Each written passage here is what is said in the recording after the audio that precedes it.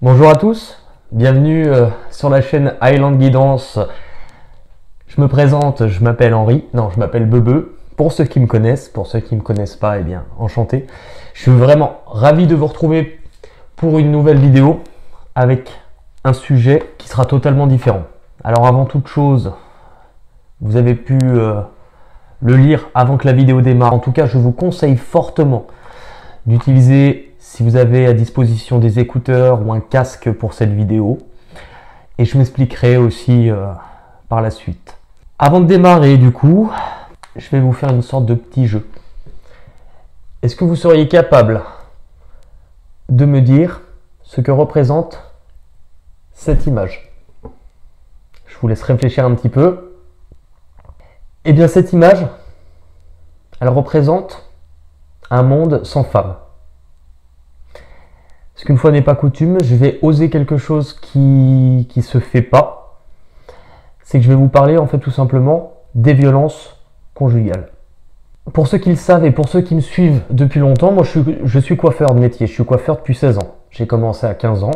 Donc en fait je me suis rendu compte avec un peu de recul, bien qu'on en parle beaucoup, que par rapport à mon parcours professionnel, ou mon parcours aussi de vie, j'ai été énormément entouré de femmes, ou travaillé en tout cas dans des milieux exclusivement féminins. Ce qui fait qu'en fait je m'aperçois que par rapport à mon travail, par rapport à la coiffure, je pense que j'ai été un petit peu aussi préservé. Cette inégalité, préservé de toutes ces choses, en travaillant qu'avec des femmes, en ayant le même salaire que mes collègues, qui étaient pour la plupart toutes des femmes, j'étais le seul garçon. J'ai été alors préservé et en même temps mis peut-être plus dans l'ignorance que dans certains domaines professionnels, certaines conditions. Je voulais vous parler de cette prise de conscience par rapport à ce sujet aujourd'hui pour une raison. C'est que sur YouTube, de manière, on va dire, plus ou moins récente par rapport au confinement, je me suis rendu compte, alors pas uniquement sur mes vidéos, mais en parlant avec d'autres et puis en me rendant sur YouTube pour voir d'autres vidéos, qu'il y avait eu une grosse baisse au début du confinement pendant, on va dire, le premier mois, qu'il y avait une grosse baisse de vues sur YouTube. Sur le coup, j'avais du mal à comprendre parce qu'en fait, je me suis dit, logique, un peu cartésien, je me suis dit, les personnes sont toutes confinées, elles ont moins d'occupation pour la plupart, donc forcément, elles devraient regarder plus de vidéos. J'ai fini par comprendre tout simplement parce que j'ai évalué en fait ma plus grosse audience. Sur YouTube, on a des paramètres quand on a une chaîne où on peut savoir quelle tranche d'âge, qui nous regarde, d'où viennent les personnes. Alors oui, vous êtes observés. Et effectivement, j'ai 80% de femmes, mais comme la plupart des chaînes de voyance dans tous les cas. Alors ça ne veut pas dire que les hommes n'écoutent pas, parce qu'il y en a aussi beaucoup plus. Moi, de toute manière, j'ai démarré comme ça. Il y a 1 an et demi en arrière, j'avais pas de chaîne et je regardais, j'écoutais les vidéos. Mais proportionnellement, il y a moins d'hommes. Les femmes sont peut-être plus sensibles à un éveil spirituel. Elles sont déjà peut-être plus dans la douceur. Ce qui me paraissait logique au premier abord, n'expliquait pas, ne justifiait pas pourquoi de moins en moins de vues. Je me suis dit, les personnes, si on prend par exemple une femme qu'elle ait 30 ans, 40 ans, 50 ans, peu importe, qui avait l'habitude de regarder des formats de vidéos quand les enfants soit sont à l'école ou quand les enfants ne sont pas là, et que le mari, s'il y a mari, est au travail. Ces personnes-là, à quel moment, en ce moment, pendant cette période de confinement, elles trouvent le temps d'écouter et de regarder ces vidéos? Eh bien moins. Et c'est aussi sans doute pour ça qu'on repasse par une période, là, depuis quelques jours, depuis peut-être une semaine, où les vidéos remontent. Parce qu'en fait aussi, en tant qu'individu, on a dû s'adapter à un nouveau climat, à une nouvelle organisation, qui est loin d'être facile, que les personnes commencent à trouver un rythme ou commencent à s'habituer, donc commencent à identifier à quel moment, par exemple, la personne évalue qu'elle est tranquille et qu'elle a un peu de temps pour regarder les vidéos. Par rapport au thème qui était abordé aujourd'hui, qui est les violences conjugales, alors vous allez me dire, je ne comprends pas avec Anne-Franck, ces personnes-là, les personnes qui sont victimes de violences conjugales, alors on parle beaucoup de femmes, mais ce n'est pas réservé qu'aux femmes, mais ces personnes, elles font comment pour trouver le temps? Si regarder des vidéos, c'était quelque chose qui leur apportait un moment de bien-être, un moment d'évasion, elles font comment avec un conjoint ou conjointe ayant une sorte de mainmise, une espèce d'autorité qui surveille si elles sont confinées H24 avec comment ces personnes peuvent aller regarder un documentaire, se renseigner, regarder une émission. Comment elles font avec la personne, leur conjoint qui justement est la cause de leur blessure, de leur souffrance, présente et à côté en train de surveiller. Aujourd'hui, la question que je me pose, c'est nous. Enfin, moi, vous, nous. Qu'est-ce qu'on fait de ces personnes? Hommes, femmes, hétéros, homosexuels, peu importe. Qu'est-ce qu'on fait pour ces personnes qui vivent où généralement la peur, l'angoisse vont les accompagner tout au long de la journée? Bon, disons qu'Anne Frank, je suis honnête avec vous, c'est un sujet qui m'a interpellé il y a déjà un moment. Je voulais pouvoir tirer quelque chose, pouvoir tirer un enseignement, pouvoir apporter des messages par rapport à l'histoire d'Anne Frank, mais j'avais de grosses difficultés à trouver l'angle, comme un reportage, à trouver l'angle de vue, à trouver la justesse, parce qu'on est sur un sujet qui est toujours sensible pour beaucoup de personnes, et je ne voulais pas déjà dénaturer, je ne voulais pas tronquer l'histoire, je voulais que ça reste d'une simplicité par rapport au message à recevoir. J'ai beaucoup prié, j'ai demandé aussi à mes guides de me donner des réponses. La réponse, du coup, je l'ai eue ce matin. Pour moi, parler d'Anne Frank, qui est une figure emblématique de la résistance, ça prend tout son sens par rapport au thème que je vais aborder aujourd'hui et par rapport à ce qu'on vit en termes de confinement en ce moment. C'était une adolescente, femme en devenir. Anne Frank, elle était éprise de rêves. Elle en avait. Elle écrivait non seulement parce qu'elle aurait rêvé d'être auteure, mais elle avait plus ou moins déjà pensé au fur et à mesure de l'écriture de son journal de le publier. Elle avait des rêves. Son plus gros rêve, c'était la liberté. Elle était envieuse de pouvoir sortir, de pouvoir profiter, de pouvoir vivre. Je pense que c'est à nous, en tant qu'individus, à notre humble niveau, ça c'est sûr, d'apporter une contribution. Ce qu'on vit aujourd'hui, on a la chance de pouvoir utiliser le fait de vivre un changement majeur, mais aussi également à l'échelle du monde.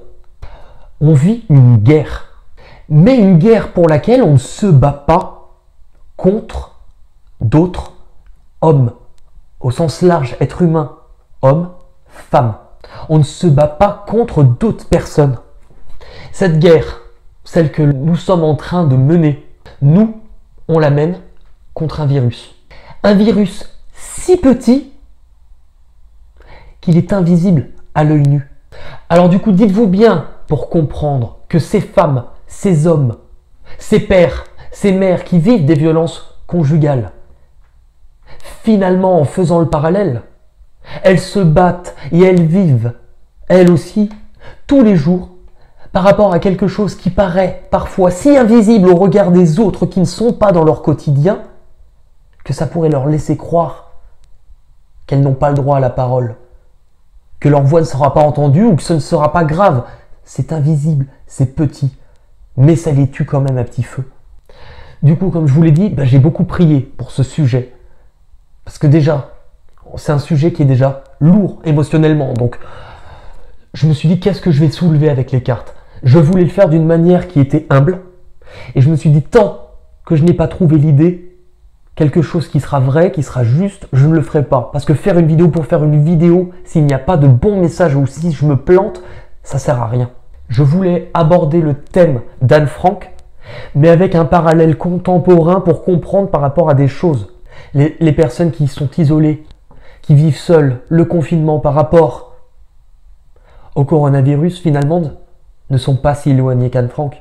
De se sentir perdu, de s'y sentir seul, d'avoir des rêves et d'être épris de liberté. Et ces personnes-là, généralement, comme Anne Frank, vivent dans un quotidien où ils doivent se faire petits, sans bruit, pour ne pas se faire remarquer. Je pense que nous, tous, que ça soit vous, que ça soit moi, on a tous un changement aussi à opérer sur notre consommation, sur notre rapport aux réseaux sociaux.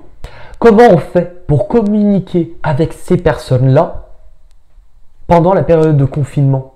Puisque par exemple, imaginons, vous avez une amie que vous soupçonnez ou alors dont vous êtes au courant qu'elle vit des violences, qu'elles soient physiques, qu'elles soient morales. En temps normal, vous pourriez par exemple lui envoyer une vidéo en disant « Tiens, cette vidéo elle pourrait être intéressante, elle te ferait du bien, tiens cet article ». Comment vous faites?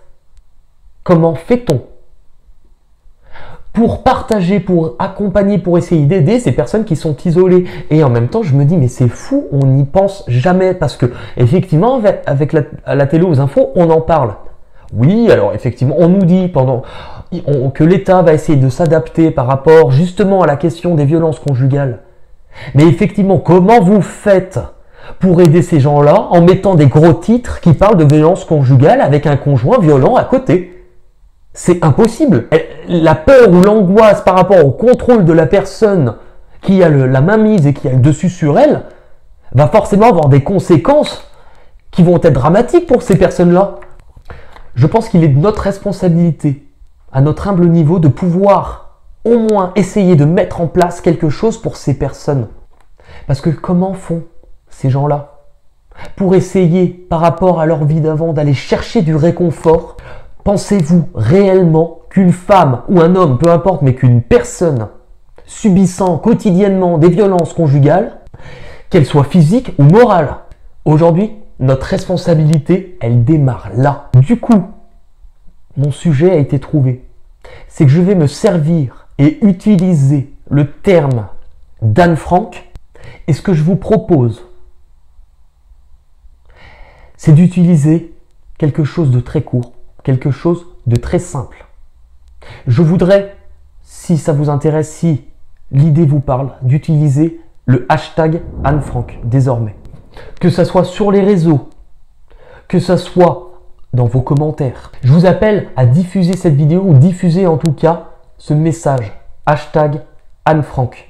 Je vous demanderai aussi par mesure de précaution qu'en commentaire, si vous le souhaitez, commentez sous cette vidéo, de ne pas faire référence, justement, à des termes pouvant trop rappeler à la violence conjugale, de manière à ce que les personnes qui regardent cette vidéo avec les écouteurs ne soient pas gênées si le conjoint contrôle. Alors effectivement, j'ai peu de moyens pour ce qui est de l'audio.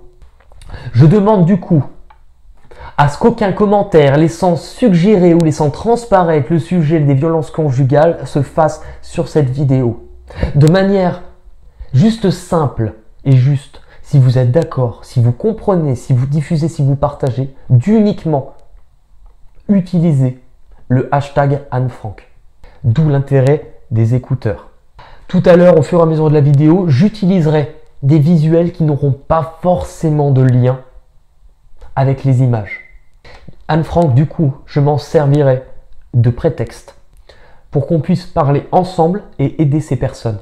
N'hésitez pas à partager cette vidéo, à diffuser le message de manière massive autour de vous. Moi, je veux que ces personnes, elles puissent, dans cette période, avoir la chance de se sentir écoutées, que leur voix puisse être entendue aussi. Et n'oubliez pas, ce n'est pas parce que vous n'êtes pas concerné que vous ne le vivrez jamais. Pourquoi Anne? Parce que c'est, comme je l'ai dit tout à l'heure, une jeune femme qui avait envie d'être libre et qui n'a absolument pas choisi de devoir être enfermée. Elle rêvait de liberté dans une bataille dirigée par un homme dont les croyances et le parti pris prônaient la haine et l'intolérance face aux différences, le rejet de l'ouverture aux autres. Du coup, Anne Frank s'est affichée devant moi et je me suis dit, mais il n'y a pas plus belle image pour représenter toutes ces personnes. Anne Frank, elle est restée cachée pendant 22-25 mois, à peu près environ. À l'inverse de nous, une de ses principales occupations était de ne pas faire de bruit, par peur qu'on la remarque et qu'on vienne l'arrêter. Du coup, aujourd'hui, je vous propose c'est qu'on puisse utiliser ce symbole, qu'on puisse utiliser cette image pour en faire quelque chose de bien et qu'on puisse s'ouvrir ensemble et s'unir. Non pas contre quelqu'un ou quelque chose, mais justement pas contre, pour quelque chose, pour une idée, pour une valeur à défendre. Parce qu'avant tout, ce que l'on demande de défendre, c'est l'amour. Parce que tout simplement, je pense que nous avons tous été confrontés à un moment donné de notre vie à de l'humiliation, à de l'intolérance, à du rejet, à des blessures qui ont été parfois douloureuses, et surtout face à de la douleur, qu'elle soit faite par quelqu'un d'autre ou envers quelqu'un d'autre, mais aussi surtout envers soi-même. On l'a tous déjà vécu. On a tous déjà été le raciste de quelqu'un. Sauf qu'aujourd'hui, si nous restons sans bouger, honnêtement, on vaut pas mieux que les personnes qui prônent la haine. Vous savez, je vais vous dire quelque chose dont j'ai jamais parlé. Pour ceux qui savent, j'ai démarré les guidances privées depuis le mois d'août. J'ai eu beaucoup d'emmerdes. Je peux pas utiliser d'autres mots, beaucoup d'emmerdes. À ce jour, il y a encore des personnes qui attendent de recevoir leur guidance privée. Je vais aussi vous donner l'une des raisons de pourquoi de toute cette attente. Outre le fait d'avoir été piraté, je pense d'avoir subi beaucoup de jalousie, beaucoup de mesquinerie. Outre ce fait-là, en démarrant la chaîne, j'avais pour but d'aider les autres. Parce que je pense que je cherchais à m'aider moi. Sauf que j'ai eu un cas de figure que je ne pensais jamais pouvoir être possible se dérouler. En ayant des ressentis, en travaillant sur les ressentis, mon but est d'aider les gens. Je me suis rendu compte, alors évidemment et heureusement, pas pour la majorité, mais c'est déjà arrivé, d'avoir des personnes me demandant une guidance, me payant pour me demander des infos sur la personne à laquelle ils pensaient. Va-t-elle revenir? Et de me rendre compte au fur et à mesure du travail, d'avoir une sensation désagréable, une sensation difficilement identifiable puisque je ne l'avais jamais ressenti, mais d'en arriver à la conclusion que certaines personnes m'ayant demandé une guidance, clairement, n'étaient pas de bonnes personnes vis-à-vis de la personne de leur cœur. Et je me suis dit, mais comment je fais si je me retrouve, ce qui était le cas, dans certains cas rares, mais qui sont existants, à devoir aider des personnes comme ça, à leur donner encore plus de matière à pouvoir faire du mal. Vous croyez que c'est pourquoi que je laisse aussi la notion que si je n'ai pas de ressenti, je ne réalise pas la guidance. Je l'explique dans les mails des personnes qui me contactent. Travaillant avec le ressenti, si je n'ai aucun ressenti, je rembourse et je ne réalise pas la guidance. C'est un parti pris aujourd'hui, je préfère être honnête. Pourquoi je prends aussi du retard? Parce que j'ai pris le parti pris de ne pas aider ces gens-là. Même si c'est pour cela me faire un peu moins d'argent. Je vaux quoi après? Je suis quoi face à moi-même si je le fais? Je me baserai sur le journal d'Anne Frank. Puisque quand on le sait, les mots ont un pouvoir. Et c'est pas pour rien qu'on dit les mots M-O-T pour ce qu'on écrit et les mots M-A-U-X pour les douleurs émotionnelles. Les mots. Finalement, il ne s'écrit pas pareil et c'est le même mot. Les mots ont un pouvoir.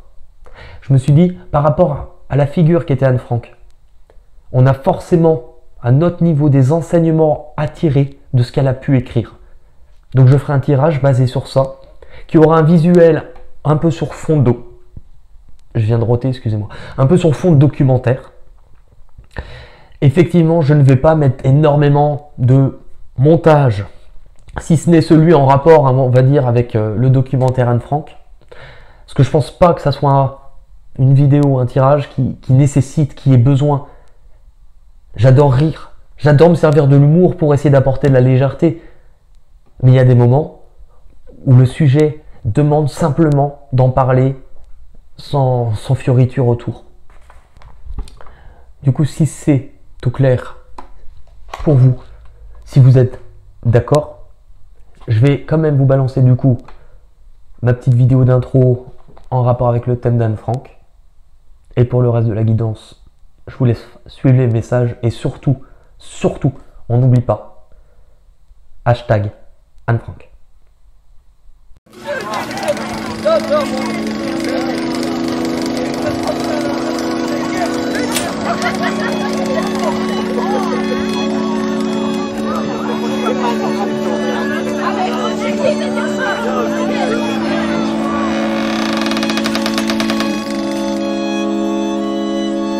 Chère Kitty, je me languis de pouvoir sortir à nouveau, respirer et profiter de la vie, mais je ne perds pas espoir.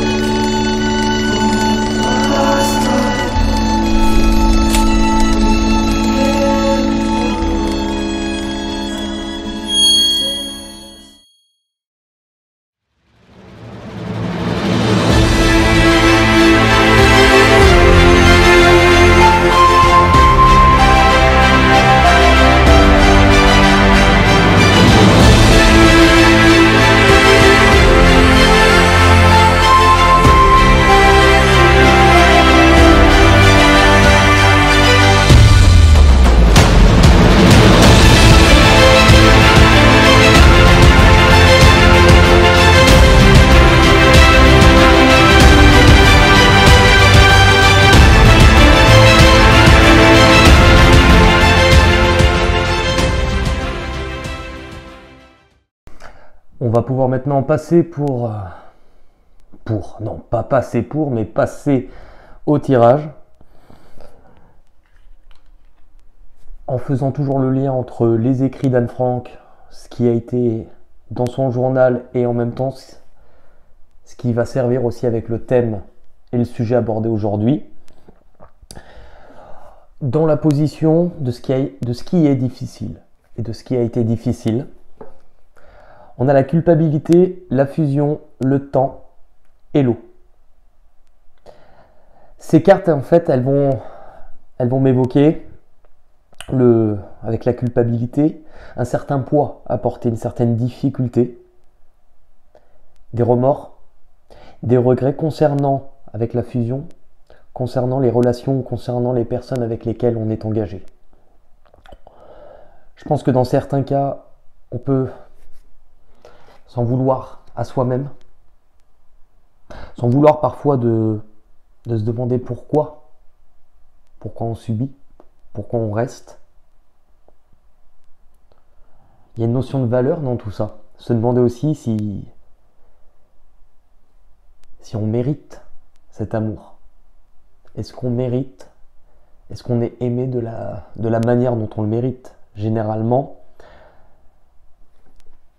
que je ne vais pas dire du tout que c'est justiciable, mais souvent ces personnes-là ont tellement été brisées sur leur amour propre, sur leur estime de soi, qu'il leur est difficile d'envisager mériter mieux. Avec le temps et l'eau, il y a une certaine notion de lassitude et d'espoir sur l'avenir.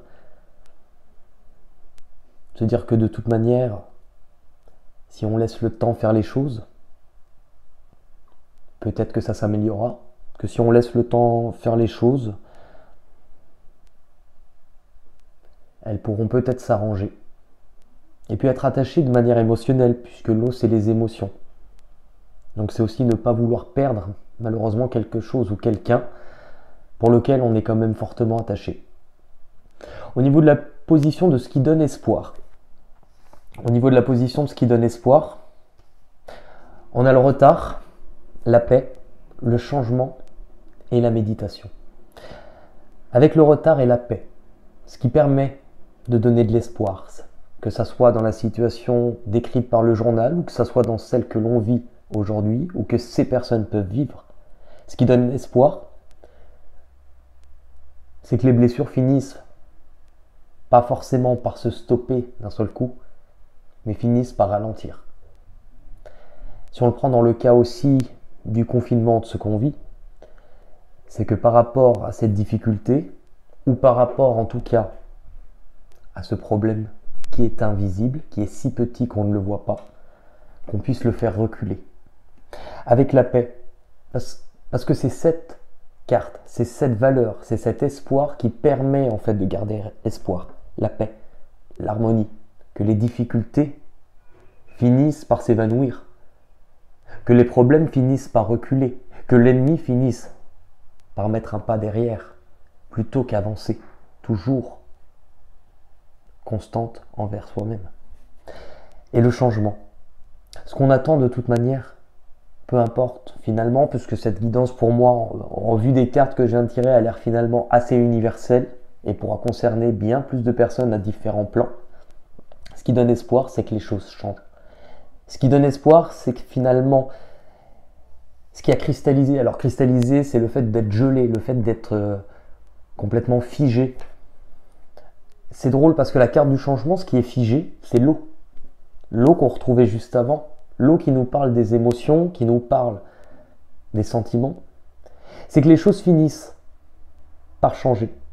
Avec la méditation, c'est quelque chose auquel on pense. Mais c'est aussi quelque chose qui nous apaise. On a quand même des cartes qui sont très spirituelles. La paix, la méditation. Retrouver une harmonie. Je pense que si on le vit, et c'est pas pour rien que je vous avais fait la vidéo aussi Gros Changement qui parle énormément de ça, c'est que c'est une période qui est faite pour que l'on puisse se retrouver face à nous-mêmes. On est confronté parfois à des choses ou des situations un peu plus extrêmes avec les personnes qui nous entourent, puisqu'on n'a jamais connu ce cas de figure. Mais ces choses-là, on nous les donne comme des outils. C'est comme le battleur dans le tarot. On nous les donne, on nous donne des outils. Mais personne d'autre ne va venir s'en servir pour construire quelque chose. Quand on prend le parallèle de Joseph, alors pas le voisin du troisième, mais de Joseph, le mari de Marie, ouais, le mari de Marie, il était charpentier. Les outils étaient sur la table. Mais il avait besoin de s'en servir. Il avait besoin d'utiliser du coup ce qu'il avait appris, ses connaissances, pour pouvoir construire. Je pense que nous, c'est ce qu'on nous demande aujourd'hui. De revenir à l'intérieur de nous-mêmes. C'est comme un face-à-face avec soi-même. De venir chercher certaines vérités à l'intérieur de soi. Venir aussi s'apaiser par rapport à des blessures, par rapport à des colères. On est sur un temps de réflexion. Alors on nous demande aujourd'hui, pendant ce temps-là, si vous faites comme Anne, accordez aussi plus de temps à penser à ce qui sera après, quand le changement sera là, à ce qui vous donne de l'espoir, à ce qui vous donne envie de continuer, plutôt que de penser aux difficultés qui, elles, vous donneront envie de ne peut-être pas mettre un pied en avant, ou alors de ralentir. Tout dépend sur quoi vous concentrez votre attention. Si vous la concentrez sur des choses qui vous rappellent sans arrêt pourquoi vous avez mal, vous attirez de nouveau à vous des comportements qui vous rappelleront sans cesse pourquoi vous allez souffrir. C'est un peu le principe, de manière un peu réduite, du verre à moitié vide ou du verre à moitié plein. Ce vers quoi nous allons. On a vraiment des cartes qui sont hyper intéressantes parce qu'on a quand même la famille, l'équité, le verdict et le désert. Ce vers quoi nous allons. Nous allons à différents domaines sur un rassemblement. Nous allons, la famille, c'est aussi l'élévation, c'est la construction. On est sur quelque chose qui n'est plus, pour moi, individuel. On est sur quelque chose qui va devenir collectif, ensemble. Avec l'équité, on est quand même sur une voie de guérison. Alors ça ne veut pas dire qu'on se dirige tous sur une guérison personnelle. J'ai l'impression qu'elles nous disent de rester soudés, de rester unis. Puisque c'est cette chose-là, c'est cette unité, c'est ce rassemblement qui aidera dans les temps à venir, quand le changement arrivera, à nous avoir fait comprendre que c'est comme ça que nous allons vers la guérison. Et nous avons le verdict et le désert. Donc c'est-à-dire que ce vers quoi nous allons. Le verdict, ça sera une prise de position. Une prise de position par rapport à quoi? Le désert. Par rapport à une période longue, difficile à traverser, où le poids du soleil peut nous paraître écrasant pour continuer notre chemin. Le désert, c'est quelque chose où il n'y a pas d'eau. L'eau, les émotions. Là, il n'y en a pas. Et pourtant, lorsqu'on traverse le désert, on finit par avoir soif. On finit par voir certainement des fois des mirages à cause de la chaleur écrasante. Là, il n'y a pas d'eau. Donc en fait, on nous annonce aussi que peut-être face à nous, que ça soit à l'époque d'Anne, où il y avait des personnes qui faisaient office d'autorité, ou des personnes qui siégeaient au niveau du pouvoir, qui avaient, on va dire, très peu d'humanité, puisque le désert c'est quelque chose où il n'y a pas d'eau, pas d'émotion, pas de sentiment. On nous dit aussi peut-être que parce qu'on vit dans une société et dans un système où il y aura de moins en moins d'émotions, moins en moins de sentiments, c'est à nous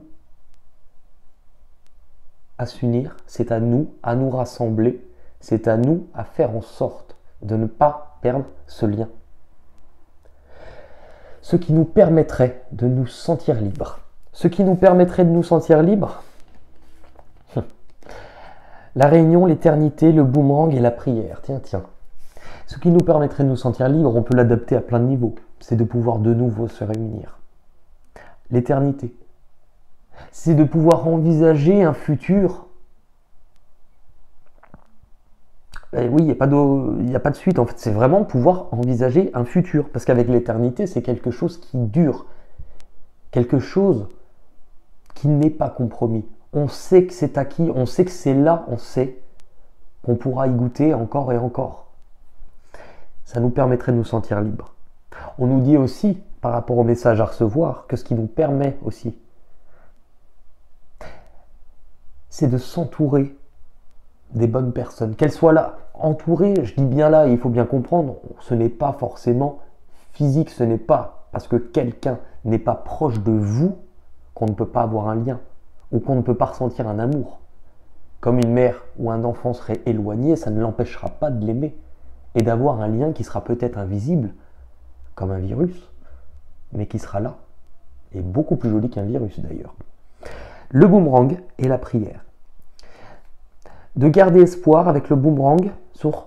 Le boomerang, c'est soit quelque chose du passé qui revient, mais c'est aussi ce que l'on récolte, en fonction de ce que l'on a semé, en fonction du travail que l'on a fait chacun personnellement dans notre vie, de manière individuelle, mais aussi tous ensemble, collective, au niveau mondial, au niveau national.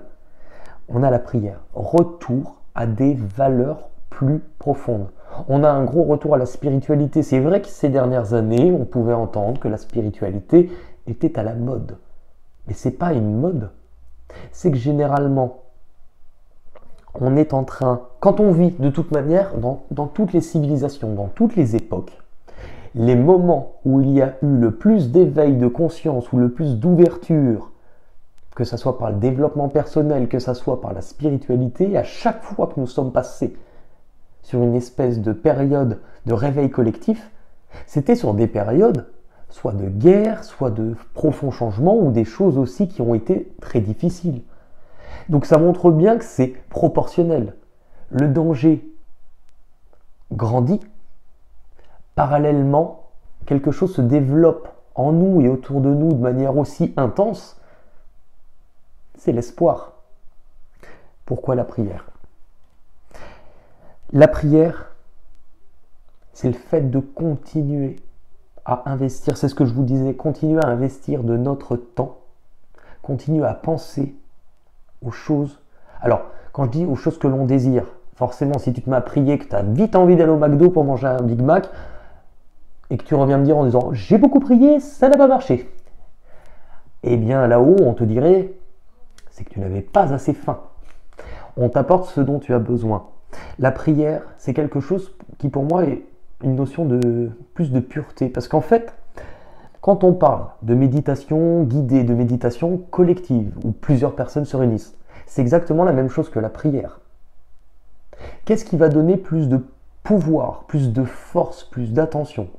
C'est simplement le fait que plusieurs personnes se réunissent ensemble pour méditer ou en tout cas prier, donc c'est-à-dire concentrer leur cœur, leurs énergies sur une même chose ou une même idée. Et ça, honnêtement, on ne me l'enlèvera pas, j'en suis persuadé, que ça renforce cette chose-là. Et nous allons du coup terminer ce tirage par le message du journal d'Anne Frank. Et je pense qu'on ne peut pas mieux finir comme message que celui-ci. Parce que nous avons les rêves, la lumière, l'examen et l'alpha. C'est de toute manière, tout le message a été à peu près tout le même tout le long du tirage. Continuez de rêver. Continuez de croire en un jour meilleur. Continuez aussi de croire en vous. Les rêves, c'est drôle parce que, alors, il y a cette notion, comme je viens de vous le dire, de rêve. Mais les rêves, avec la carte de la nuit, elles représentent aussi la lune, ce que l'on ne voit pas, ce qui se passe la nuit, ce qui est caché. Et les étoiles, les rêves. On passe de la nuit, avec la carte de la lumière, au soleil. Rappelez-vous, et je l'ai dit dans la vidéo, les plus gros changements. Peu importe la force, peu importe la taille de l'obscurité dans laquelle on peut se trouver, il faut se rappeler qu'il suffit d'allumer la lumière. Qu'elle soit petite, elle finira, même une lumière si petite, éclairera quelque chose d'immensément noir. La moindre petite lueur, elle sera 10 fois plus éclatante que l'obscurité. Elle nous dit aussi de continuer à s'élever, de continuer à s'ouvrir, parce qu'on nous promet quand même plus d'éclaircie, plus de chaleur, plus de lumière. plus de bienveillance. L'examen et l'alpha, elles nous demandent de venir réfléchir et examiner ce qu'il y a à l'intérieur de nos cœurs aujourd'hui pour venir les nettoyer. Elles nous demandent de venir le faire de manière analytique, c'est-à-dire qu'on analyse à l'intérieur de soi ce que l'on a besoin de comprendre, ce que l'on n'a plus besoin. Est-ce qu'on se rattache à des choses finalement qui nous font du bien? Posez-vous cette question. Ai-je besoin de cette chose ou en ai-je envie? Du moment qu'on réfléchit à cette question, la réponse n'est pas forcément la même. Puisqu'elle nous dit qu'il y aura un après, que nous allons quand même vers une éclaircie.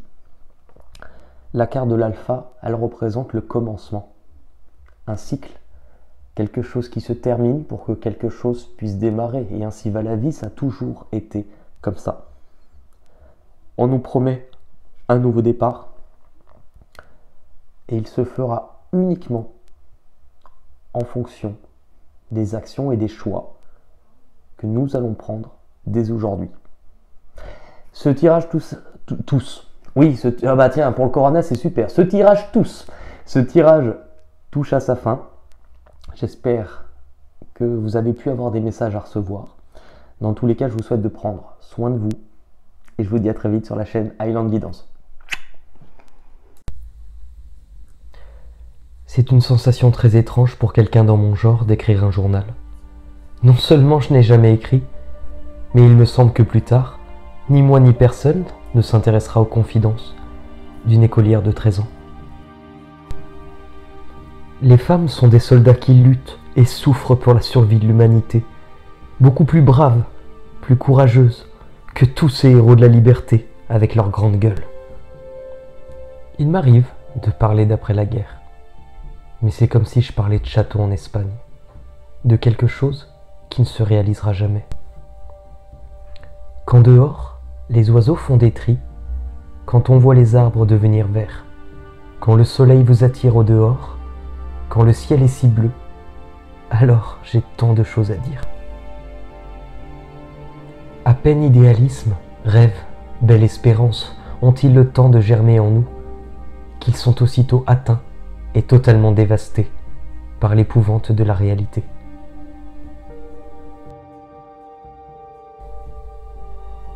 Je vois comme le monde se transforme lentement en un désert. J'entends plus fort, toujours plus fort, le grondement de tonnerre qui approche et nous tuera, nous aussi. Je ressens la souffrance de milliers de personnes. Et pourtant, quand je regarde le ciel, je pense que tout finira par s'arranger.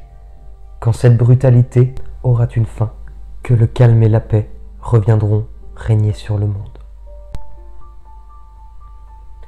Il y a chez les hommes un besoin de ravager, de frapper à mort, d'assassiner et de s'enivrer de violence. Et tant que l'humanité entière, sans exception, n'aura pas subi une grande métamorphose, la guerre fera rage. Tout ce qui a été construit, cultivé, tout ce qui s'y développait sera tranché et anéanti pour recommencer ensuite. Oui, je ne veux pas, comme la plupart des gens, avoir vécu pour rien. Le monde, la nature et l'ample beauté de toutes les belles choses ensemble. Alors je ne pense pas à toute la détresse, mais à la beauté qui subsiste encore. C'est là que réside pour une grande part la différence entre maman et moi. Le conseil qu'elle me donne, et pense à toute la détresse du monde, et estime-toi heureuse de ne pas la connaître. Mon conseil à moi, c'est sors, va dans les champs, va dans la nature et au soleil, sors et essaye de retrouver le bonheur en toi et autour de toi, et sois heureuse. À mon avis, la phrase de maman ne tient pas debout, car que doit-on faire quand on connaît soi-même la détresse? On est perdu. En revanche, je trouve que dans n'importe quel chagrin subsiste quelque chose de beau. Si tu le regardes, on est frappé par la présence d'une joie de plus en plus forte. Et l'on retrouve soi-même, son équilibre. Et qui est heureux rendra heureux les autres aussi. Qui a courage et confiance ne se laissera jamais sombrer dans la détresse.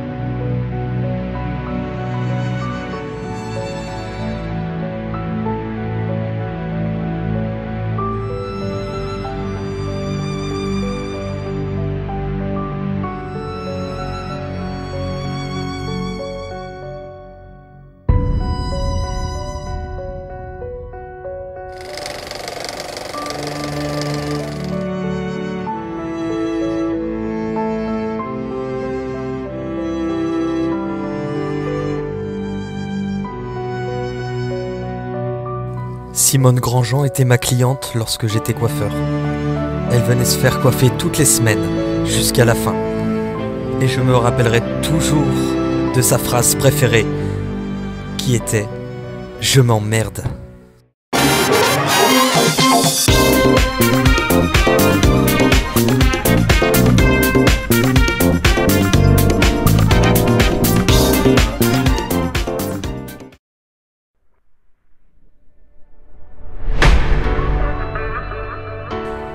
Retrouve juste ici tous les derniers tirages présents sur ma chaîne.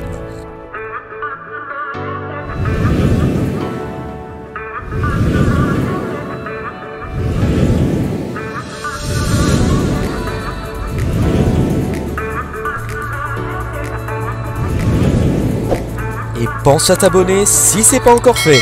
Et on active la cloche, même pour Pâques.